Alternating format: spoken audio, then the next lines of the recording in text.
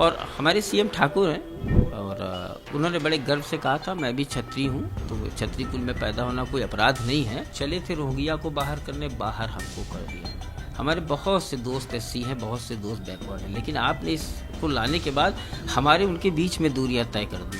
आप ये बताइए, तिलक तराजू और तलवार की गाली हम लोग कितने दिन से सुन रहे हैं? तो हम लोगों की कौम ने, हम लोगों ने कभी न सड़क जाम की, न ट्रेनें रोकी। 2011 में कर्नल किरोड़ी लाल बैसला हुआ करते थे राजस्थान में, उन्होंने एक आंदोलन किया था गुजरों के लिए। 2.5 महीने दिल्ली ट्रेनें नहीं पहुंची थी। SC ST में तमाम केस आपने देखे होंगे जिसमें गलत मुकदमे दर्ज हुए, लोग 20-20 साल जेल में छूटे। बाराबंकी से 14 साल बाद छूटा, कोई ललितपुर में 20 साल बाद छूटा। सपा के लोग भी थे, चेयरमैन कांग्रेस के थे। तो आप ये मानिए आज की स्थिति ये है कि सामान्य वर्ग के संग देश का ना कोई दल खड़ा है और न देश का कोई नेता खड़ा है। पहली बात तो यह है कि जब महाराणा प्रताप युद्ध लड़ रहे थे तो उनके संग कोई राजा नहीं लड़ रहा था। नमस्कार, मैं प्रिया सिंह और आप देख रहे हैं कंटाप न्यूज। इस वक्त हमारी मौजूदगी है जो कि हमारे साथ मौजूद हैं संदीप जी, जो कि करनी सेना के प्रदेश अध्यक्ष हैं। आज बेहद मुद्दा संगीन कह सकते हैं, क्योंकि यूजीसी को लेके पूरे देश में जिस तरीके से आक्रोश देखने को मिल रहा है वो किसी से अब ढका छिपा नहीं है। जिस तरीके से जातिवाद के नाम पे बांटा जा रहा है, पहले सरकार कहती है, पहले यही सरकार कहने नजर आती है कि बटोगे तो कटोगे, फिर यही सरकार बांटने पे उतर आती है, फिर चाहे धर्म के नाम पे कह ले, क्योंकि कहा जाता है कि ये सरकार हिंदू हृदय सम्राट की सरकार है, हिंदुओं के साथ चलती है, क्योंकि केंद्र में प्रदेश में हर जगह शासन भाजपा का है इस वक्त। लेकिन जिस तरीके से शंकराचार्य से लेकर यूजीसी को लेकर के तमाम मुद्दों पर चर्चा करने के लिए हमारे साथ संदीप सिंह है, करनी सेना के प्रदेश अध्यक्ष। बहुत बहुत स्वागत है आपका हमारे चैनल में। सर, जिस तरीके से चल रहा है यूजीसी को लेकर के क्या कहना चाहेंगे आप? देखिए, मैं पहले तो इससे शुरू करूंगा। हम हैं कि दुख ओढ़ कर खलवत में पड़े रहते हैं। खलवत माने तन्हाई होती है। हमने कभी अपने जख्मों की नुमाइश नहीं की। तो इस लोकतंत्र की स्थापना में हम लोगों का क्या स्थान है, जो भी इतिहास के विद्यार्थी होंगे वो जानते होंगे। लेकिन मैं भारतीय जनता पार्टी से एक सवाल पूछना चाहता हूँ कि भारतीय जनता पार्टी का जो इतना एक्सट्रीम पे पहुँची, तो उसका नारा था राष्ट्रवाद, और अचानक मैं ये देखता हूँ 13 तारीख की रात में कि राष्ट्रवाद से सीधे जातिवाद पर उतर आए। मतलब ये हम सबका साथ, सबका विश्वास, तो विश्वास तो उन्होंने तुरंत हमारा धराशायी कर दिया। ये विश्वास साधारण विश्वास नहीं था, ये विश्वास की जमीन, राजनीतिक जमीन बहुत पुरानी थी, और उन्होंने तोड़ के ध्वस्त कर दिया है। और जिस तरीके से उन्होंने ध्वस्त कर दिया है उसी तरीके से उनको सबक सिखाने की कोशिश करेंगे हम लोग। अच्छा, जिस तरीके से यूजीसी को लेकर के पहले कहा गया था, इसी सरकार का एक दावा था, बटोगे तो कटोगे, अब खुद ही बांटा जा रहा है, इस पे क्या कहेंगे? नहीं, बटोगे तो कटोगे ये भी था, और हाँ, एक है तो सेफ है। तो हम तो एक थे, हम एक होने का प्रयास भी कर रहे थे, और मैंने बड़ा लंबा प्रयास भी किया। आपने ऐसा रूल रेगुलेशन ला दिया, लखनऊ विश्वविद्यालय का छात्र रहा, हमारे बहुत से दोस्त एससी हैं, बहुत से दोस्त बैकवर्ड हैं, लेकिन आपने इसको लाने के बाद हमारे उनके बीच में दूरियां तय कर दी, हमारे उनके बीच में इस तरीके की स्थितियां पैदा कर दी। तो आपने बांटने का काम किया। आप अभी हमको हिंदू मुस्लिम पर बांट रहे थे, अभी आप हिंदू राष्ट्र की यात्राएं निकलती थी उनको आप कहीं ना कहीं पीछे से प्रोत्साहित करते थे। इवन हम लोगों के ऊपर भी आरोप लगता था, करणी सेना के ऊपर भी, कि आप भाजपा की बी टीम है। लेकिन इतना बड़ा विश्वासघात जिस तरीके का हम लोगों के संग किया गया है, तो ये सारे नारे और ये सब बेमानी है। जितने भी नारे थे इनके सब बेमानी साबित हो गए हैं, उसका कोई मतलब नहीं रह गया है। उन्होंने वोट बैंक के परिप्रेक्ष्य में 80% एक तरफ, 20% एक तरफ कर दिया है और नैरेटिव सेट किया है। मैं ये कहता हूँ, डिस्क्रिमिनेशन की बात होती है प्रिया जी, आप ये बताइए, तिलक तराजू और तलवार की गाली हम लोग कितने दिन से सुन रहे हैं? हम लोग बीएचयू पे कितने दिन से नारा देख रहे हैं, ब्रह्मणो भारत छोड़ो? मैं जेएनयू में कितने दिन से देख रहा हूँ। हम इस देश के नागरिक नहीं हैं, हमें कुछ करने का अधिकार नहीं है क्या? तब सरकारें खुश होंगी जब हम लोग काश्मीरी पंडितों की तरह शरणार्थी शिविर में जाके रहना शुरू करेंगे, तब खुश होंगी सरकारें। आखिर हम लोगों को क्या समझ के क्या किया गया है, ये तो अभी हमारी समझ में नहीं आ रहा है। लेकिन प्रदेश के सीएम भी ठाकुर हैं, इसके बावजूद जनरल कैटेगरी के साथ ये नाइंसाफी जो की जा रही है, क्योंकि बड़ा सोचने वाली बात यह है कि जो बच्चे पढ़ना चाहते हैं उनको जात के नाम पे बांटा गया है, कभी धर्म के नाम पे बांटा जा रहा है, कभी एसटी एससी कर दिया जाता है, कभी आरक्षण की बात कर दी जाती है। तो क्या लगता है कि एजुकेशन सिस्टम को किस तरीके से पीछे किया जा रहा है? क्या जातिवाद में और सिर्फ धर्म के नाम पे बांटते रह जाएंगे या कुछ विकास भी करेंगे? अच्छा, शिक्षा काहे के लिए होती है? शिक्षा समाज के विस्तार के लिए होती, राष्ट्र के विस्तार के लिए होती। इन्होंने शिक्षा में संकुचन की भावना पैदा की और इन्होंने जो इनका नैरेटिव वोट बैंक के लिए जो राजनीति क्षेत्रों में किया करते, तो उस वोट बैंक की राजनीति को ये शिक्षण संस्थाओं में लेके चले गए। और हमारे सीएम ठाकुर हैं और उन्होंने बड़े गर्व से कहा था, मैं भी क्षत्रिय हूँ, तो क्षत्रिय कुल में पैदा होना कोई अपराध नहीं है, लेकिन चूंकि इसको यूजीसी ने किया है और सेंट्रल की कमेटी इसमें रहती है, कमेटी में सब लोग थे, अब वो किसके तहत किया गया तो उनको तो दोषारोपण, मैं तो सारे दलों पे दोषारोपण कर रहा हूँ, मैं केवल भाजपा पे नहीं कर रहा हूँ। भाजपा ने इसको लागू किया इसलिए उनका विरोध ज़्यादा है, बाकी उस कमेटी में तो टीएमसी के लोग भी थे, सपा के लोग भी थे, चेयरमैन कांग्रेस के थे। तो आप ये मानिए आज की स्थिति ये है कि सामान्य वर्ग के संग देश का ना कोई दल खड़ा है और ना देश का कोई नेता खड़ा है। मैं अपने समाज के नेताओं से, अपने सामान्य वर्ग के आने वाले नेताओं से पूछना चाहता हूँ, जमीर जिंदा है, बच्चे अगर बाहर नहीं पढ़ रहे हैं, अगर इस देश में पढ़ाना चाहते हो तो तुम कैसे अपना काम करोगे ये देख लो, और अगर जमीर जिंदा है तो इस लड़ाई में तुम हमारे साथ आ जाओ। अच्छा, एक छोटा सा सवाल करूंगी मैं आपसे कि जो सामान्य वर्ग के नेता है, इनके चुप्पी के पीछे कारण क्या है? देखिए, चुप्पी के पीछे तमाम कारण है। अभी पहली बात तो यह है कि जब महाराणा प्रताप युद्ध लड़ रहे थे तो उनके संग कोई राजा नहीं लड़ रहा था, महाराणा प्रताप अकेले लड़ रहे थे। लेकिन महाराणा प्रताप हिंदुआ सूरज कहलाए, स्वाभिमान के प्रतीक के रूप में उनको जाना जाता है। तो उसी तरीके से आप स्थिति समझ लीजिए, समाज में लड़ने वाले सदैव कम होते हैं और सुविधा भोगी और अपने स्वार्थ के लिए और राजनीतिक महत्वाकांक्षा के साथ साथ ईडी और सीबीआई के डर की वजह से हो सकता है वो लोग हमारा साथ न दे रहे हों, लेकिन मन में कहीं ना कहीं कुंठा जरूर हो रही होगी। और मैं आपके माध्यम से उन लोगों को बधाई देना चाहता हूं जिन्होंने इस पे पहल की, जिन्होंने इस्तीफे दिए। मुझे लगता है कि अभी कुछ लोगों का जमीर जिंदा है और आगे हम लोगों का आंदोलन तो अनुप्रिया जी चलता रहेगा। अब जो होगा वो महादेव के हाथों में देखा जाएगा। एक ट्वीट आपका बड़ा वायरल हो रहा है, आज ही किया है आपने, उसके बारे में बताइए आप हमें। नहीं, मैंने ये लिखा है, मैं संदीप सिंह, मैं ये शपथ लेता हूँ आज के बाद किसी भी दल के सामान्य वर्ग के नेताओं के संग ना फोटो खिंचाऊंगा, ना मिलूंगा, ना उनके किसी कार्यक्रम में शिरकत करूंगा। ये मेरी सोच है। इसको मैंने व्यक्तिगत रूप से मैंने इसको ट्वीट भी किया है और इसको सोशल मीडिया के प्लेटफॉर्म पे चलाया है और मैंने लोगों से पूछा कितने लोग मेरे साथ हैं। जब आपको मेरा साथ ही नहीं देना है तो मुझे आपके कार्यक्रमों में फूल माला पहनने का समय नहीं है अनुप्रिया जी। ये आने वाली भविष्य की लड़ाई है। नहीं, 20 वर्षों में भारत के इतिहास से आपकी नस्लें खत्म हो जाएंगी। ये मैं जो देख रहा हूँ और 20 वर्षों में आने वाले समय में हमारी नस्लें खत्म करने का प्रयास है। और ये एक बहुत सोची समझी राजनीति है, रणनीति है कि 5000 साल के शोषण की जो कहानी वामपंथियों द्वारा लिखी गई, जिसको भारतीय जनता पार्टी की सरकारें कहती थी कि वामपंथियों ने सारा इतिहास गलत लिखा है, लेकिन आज उसी पर वो काम कर रहे हैं। उसी शोषण की कहानी को हथियार बना के सामाजिक न्याय है कि सामाजिक प्रतिशोध है, मैं ये पूछना चाहता हूँ। ये सामाजिक न्याय है कि सामाजिक प्रतिशोध है? उन्होंने तो प्रतिशोध ले लिया।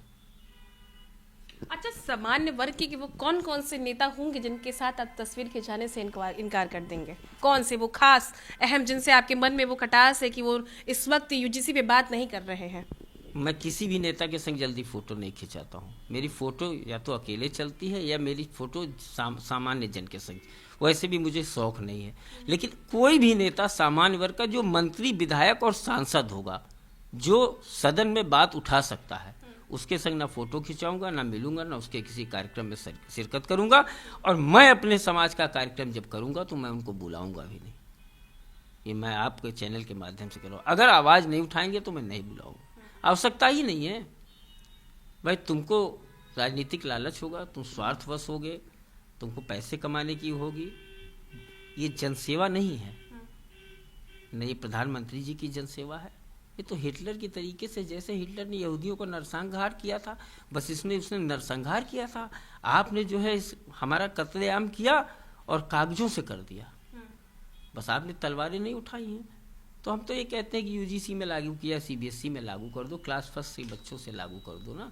डिस्क्रिमिनेशन की बात की जाती है, हमारा क्रिमिनेशन कर दिया गया है बैठे बैठाए। और जिस तरीके की व्यवस्थाएं चल रही हैं, आपको खुद मालूम है, जितने प्रिविलेज एक्ट हैं आज की डेट में वो शोषण का हथियार है, सुरक्षा कवच नहीं रह गया। दहेज उत्पीड़न का मामला था, बाद में सरकार को उसमें मीडिएशन सेंटर बनाने पड़े। SC ST में तमाम केस आपने देखे होंगे जिसमें गलत मुकदमे दर्ज हुए, लोग 20-20 साल जेल में छूटे, बाराबंकी से 14 साल बाद छूटा, कोई ललितपुर में 20 साल बाद छूटा, उसी मामले में कोर्ट ने जो है जेल भेज दिया। और सरकार एक चीज़ ये भी कहती है, सुप्रीम कोर्ट की गाइडलाइन, सुप्रीम कोर्ट ने आपको बहुत सी गाइडलाइन दी, सुप्रीम कोर्ट ने तो क्रीमी लेयर पे भी गाइडलाइन दी है आपको, आपने माना? आपने क्रीमी लेयर पे गाइडलाइन नहीं माना। सुप्रीम कोर्ट ने तो आपको गाइडलाइन दी थी कि SC ST एट्रोसिटी एक्ट में बगैर जांच के मुकदमा नहीं, मतलब बगैर जांच के मुकदमा नहीं लिखा जाएगा, गिरफ्तारी नहीं होगी, आप उसके लिए अध्यादेश ले आए। तो आप अपनी सुविधा अनुसार, जो आपको राजनीतिक परिदृश्य में जो चीज़ें सुविधा अनुसार होंगी वो आप करेंगे, और जो आपके सुविधा अनुसार नहीं होंगी, हम भी वोट हैं, हम भी वोट है, भारत का एक वोट है, और हमको लगता है जो मेरे वोट की वैल्यू है वही आपके वोट की, वही माननीय प्रधानमंत्री जी के भी वोट की वैल्यू है। गलत शब्दों का मैं कभी किसी के लिए प्रयोग नहीं करता हूँ, लेकिन एक वोट लेने के लिए अरुणाचल प्रदेश और लद्दाख में जो है पोलिंग पार्टियाँ जाती हैं 24-24 लोगों की, लेकिन उस एक व्यक्ति के लिए आपके अंत्योदय वगैरह की योजना सब बेकार है। जब किसी आदमी को उसका अधिकार नहीं मिलेगा, समानता का अधिकार नहीं मिलेगा, सारे अनुच्छेदों का उल्लंघन है, ये संविधान का उल्लंघन है। और कौन लोग इसके पक्ष में बात करें जिन्होंने संविधान की प्रतियां जलाई, स्वामी प्रसाद मौर्य जैसे लोग। तो बस मेरी सरकार से गुजारिश है कि यदि आप वापस ले लेंगे तो बहुत बेहतर है, अगर आप ये चाहते हैं सामान्य वर्ग का व्यक्ति सड़क पर आ जाए तो आंदोलित होना हमारा काम है, हम आंदोलन करेंगे और हम रुकेंगे नहीं। अच्छा, जिस तरीके से UGC को लेकर के ये जो छात्र हैं जो प्रदर्शन कर रहे हैं, लखनऊ में भी तमाम जगह पे प्रदर्शन हो रहा है इसका, लेकिन अब सवाल उठता है कि क्या अपने ही हक के लिए अपने ही देश में लड़ना कितनी मतलब शर्म की बात है कि हिंदुस्तान में रह के, हिंदुस्तान के नागरिक होने के बाद और हिंदू की सरकार होने के बाद, उसके बावजूद भी हिंदुओं को अपने ही देश में लड़ना पड़ रहा है। देखिए, पिछले 77, 78, 79 साल से आज़ादी जब से आपको मिली, जब से गणतंत्र लागू हुआ, तो हम लोगों की कौम ने, हम लोगों ने कभी न सड़क जाम की, न ट्रेनें रोकी, लेकिन ऐसा बहुत से होता आया है। आपको शायद याद नहीं होगा, हो सकता आप पता है, 2011 में कर्नल किरोड़ी लाल बैसला हुआ करते थे राजस्थान में, उन्होंने एक आंदोलन किया था गुजरों के लिए, 2.5 महीने दिल्ली ट्रेनें नहीं पहुंची थी। मराठाओं का आंदोलन आपको पता ही है, महाराष्ट्र में किया था आरक्षण के लिए। तो जब सरकारें आँख बंद कर लें और सरकारें कान बंद कर लें और लोकतंत्र की व्यवस्था, लोकतंत्र की धज्जियाँ उड़ने लगेंगी, तो आपको लड़ना कहीं भी पड़ेगा, अपना देश हो या दूसरे का देश हो, ठीक है। इनका, मेरी इच्छा थी, मैं बहुत पहले 2.5-3 साल पहले मैंने इस बात को उठाया थी कि बांग्लादेश के नाम पे जो रोहिंग्या बसे हैं उनको बाहर करना चाहिए। सरकार ने उस पर कार्य करना शुरू किया, लेकिन अभी बाहर नहीं कर पाए। लेकिन उन्होंने ये देखा कि उनको बाहर कर पाओ ना कर पाओ, लेकिन इस वोट बैंक को, इन लोगों को वोट बैंक मानते हुए इनको बाहर कर दो। तो चले थे रोहिंग्या को बाहर करने, बाहर हमको कर दिया। आप सोचिए, ठीक है, चले थे समाज में समता लाने, हमको छोड़ दिया। कौन सा नियम जो पहले ही दंड दे दे, जो पहले ही जांच प्रक्रिया के पहले ही दंड दे दे, पहले ही दोषारोपण कर दे, ये नियम कैसे लागू हो सकते हैं? मैं तो बड़े ताजुब में हूँ। और मुझे तो उन लोगों की पढ़ाई पर भी बड़ा संदेह है जो लोग कमेटी में थे, सब लोग थे, उनकी पढ़ाई पे भी संदेह है। भाजपा का एक भी प्रवक्ता उचित जवाब नहीं दे पा रहा है, कोई जवाब नहीं दे पा रहा है।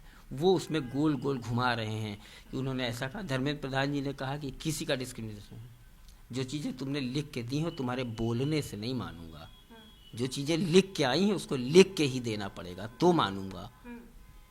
आपने लिख दिया, अब आपने मुंह से कह दिया, अंतर होता है। लिखी चीजों को लिख के ही दो, जब तुम लिख के दोगे तब ये मैं मानूंगा कि हाँ तुम हमारे बारे में सोच रहे हो। मुझे सोचवाने के लिए इतना करना पड़ रहा है।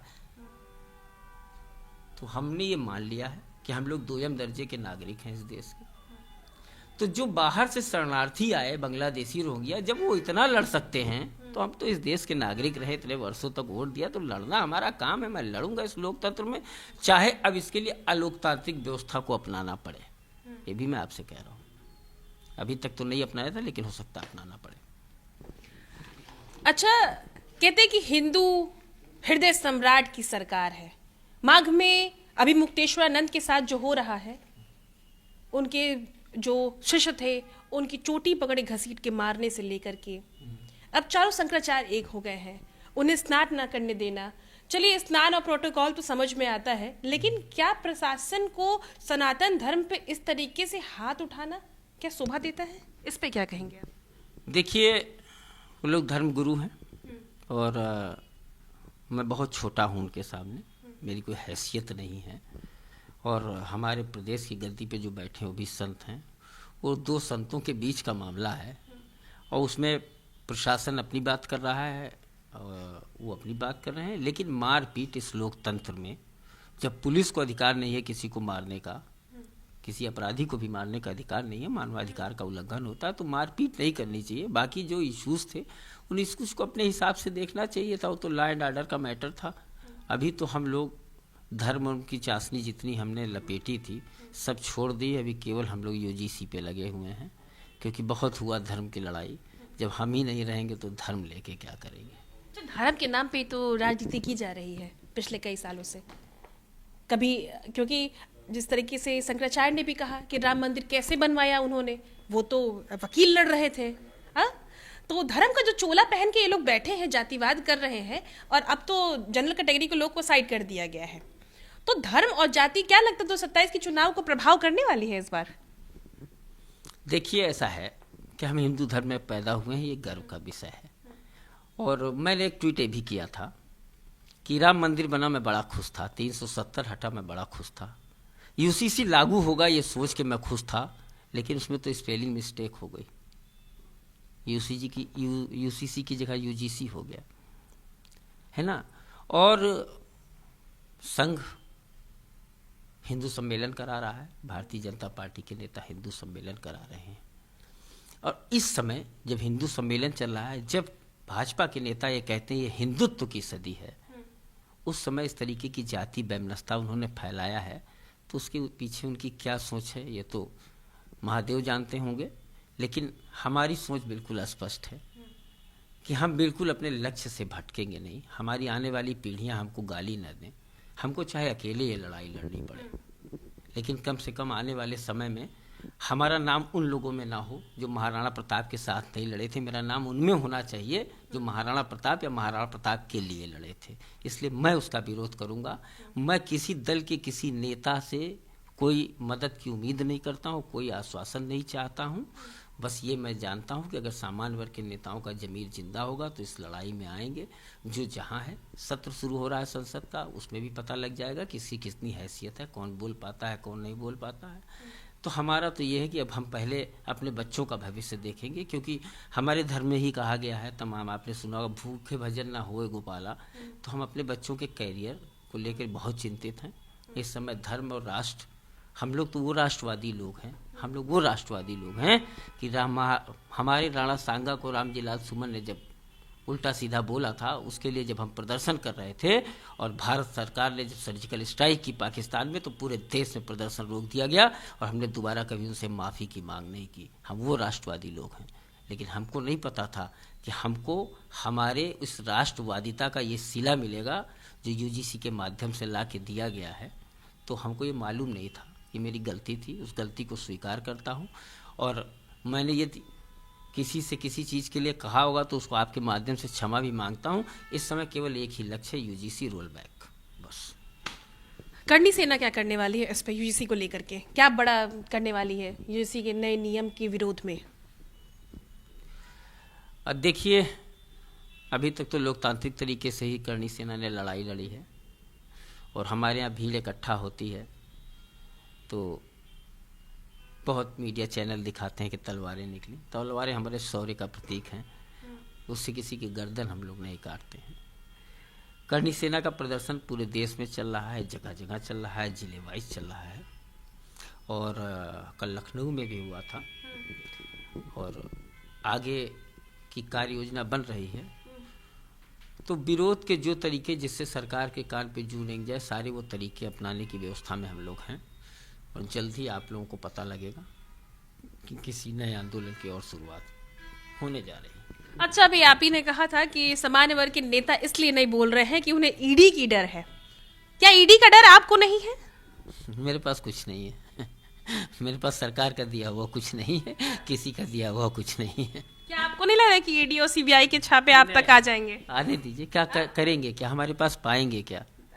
13 साल पुरानी गाड़ी है मेरे पास, ठीक है, और पैदल चलने वाला व्यक्ति हूँ। आप हमको बुलाएंगे तो हो सकता है मैं ऑटो से आ जाऊँ, टेम्पो से आ जाऊँ, ओला से आ जाऊँ। बहुत बड़ी हमने वो नहीं पाली कि हमको बहुत बड़ा मैंने वो नहीं पाला है। और लोगों का सहयोग रहता है, कोई आंदोलन होता है, समाज हमारा सहयोग करता है, उससे मैं काम करता हूँ। बाकी कभी हमारे ऊपर कोई इस तरीके का आरोप भी नहीं है कि मैंने कोई काम किया हो। मैं सरकार के किसी विभाग में रजिस्टर्ड भी नहीं हूँ कि कोई ये निकाल के लावे कि ठेकेदारी करते हैं, ये करते हैं, वो करते हैं। तो हमारे पास कुछ है ही नहीं है कि हमको ईडी और सीबीआई ले जाएगी। बाकी ये है कि मैं विरोध करूँगा तो हो सकता है इस विरोध को देशद्रोह मान लिया जाए, भविष्य में देखा जाएगा। अब जो होगा सो देखा जाएगा। वही है, वही जो राम रचि राखा, तो जो राम जानते होंगे वो होगा।